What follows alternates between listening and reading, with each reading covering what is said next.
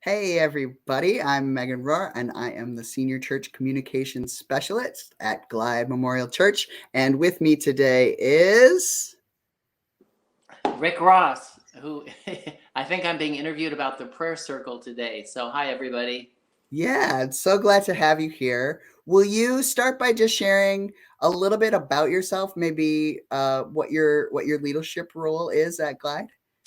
My leadership role is it's called a prayer circle. So, it's round. So, basically, in my world, there's no leader. You show up and it's a circular, we all participate, and it fluctuates from sometimes 2 people to 4 people. We've had 8 people. We do have people drop in. We're always welcome to have, or we welcome guest prayer people that come in. So if you have an inkling or some desire to join Prayer Circle or even visit for a one time, please come in and join us. You are more than welcome.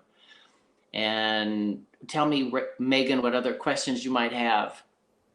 Yeah, will you tell us a little bit, like, what are some of the ways you identify when you describe yourself, and how do some of those identities affect your faith? I think I put in my thing, he, him. I'm a gay man. I'm actually married to a woman, which I told in testimony before the pandemic. It's a longer story. I married an amazing woman. We're still married. We live separately. I definitely identify as a gay man.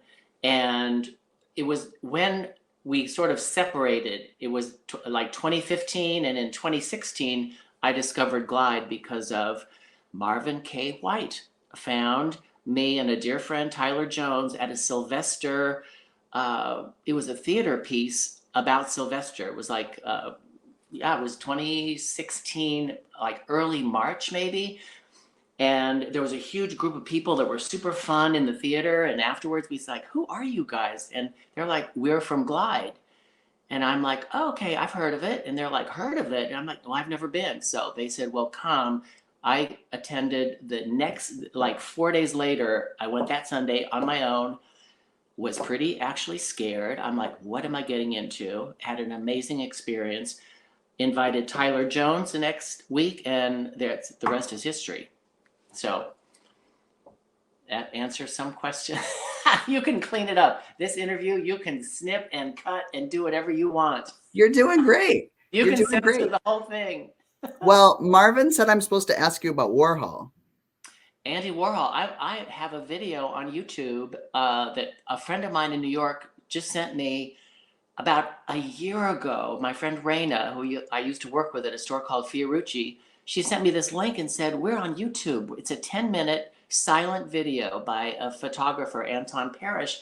And it's me working at Fiorucci with Andy Warhol, Truman Capote, uh, Victor, whatever his name was, Halston's boyfriend was there. I mean, all these people that were like in there for Andy Warhol to sign his interview magazine. And I was the person that took the money.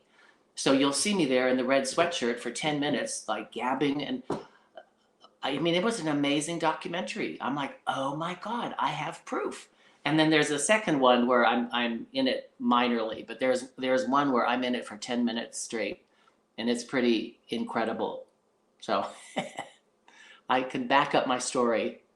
I love it. Well, I love the idea that you can have all kinds of amazing background histories and still be welcome at Glide, from I totally. Studio 54 to the Glide front door, right? Yep, yep, yep. I mean, Glide really is an incredible collection of people, and that's what I felt just initially was like, you know what? It's okay to be who you are here, and it just pulled me in. I mean, would come every Sunday, so yeah.